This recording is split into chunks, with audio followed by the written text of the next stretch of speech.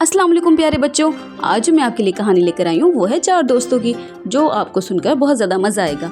तो चलिए हम अपनी कहानी स्टार्ट करते हैं।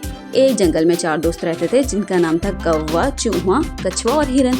एक दिन हिरन घास खाने के लिए जंगल में अकेली चली जाती है, तो उसे शिकारी जाल में बंद कर लेता है। अब हिरन रोने लगती है और अपने दोस्तों को याद करती है। पास ही कौवा उड़ रहा होता है, जो हिरन की आवाज़ सुनकर वहाँ पर पहुँच जाता है। जब वो दिखता है कि हिरन मुश्किल में है, तो वो अपने बाकी दो दोस्तों को भी आवाज़ देकर बुला लेता है। अब चूहा अपने तेज़ दांतों से हिरन का जाल काट देता है और ऐसे हिरन को वहाँ से आज़ाद करा लेता है।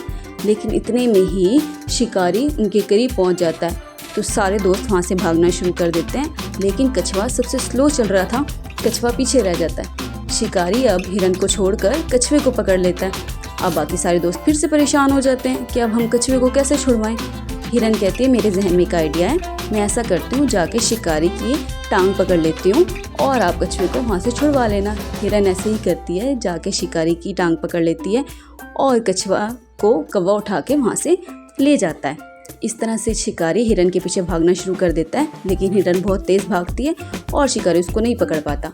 जब शिकारी देखता है कि मैं हिरन को नहीं पकड़ पाता, तो वो सोचता है कि चलो मैं कछुए को पकड़ लेता हूँ। लेकिन जब वो कछुए को वहाँ से देखता है, कछुआ भी वहाँ से गायब हो चुका होता है, क्योंकि उसके दोस्त उसको भी वहाँ से बचा के लेके जा चुके होते हैं। अब शिकारी मायूस हो जाता है और कहता है, ये चारों दोस्त तो बहुत ज़्यादा चालाक हैं और ये चारों दोस्त यहाँ से भाग गए, मैं क्या करूँ।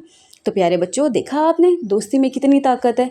जब सारे दोस्त मिलकर काम करते हैं तो वो एक दूसरे की ख्याल रख पाते हैं। तो प्यारे बच्चों, हमें अपनी दोस्ती भी इतनी ही प्यारी रखनी चाहिए और हमें एक दूसरे दोस्त का ख्याल रखना चाहिए।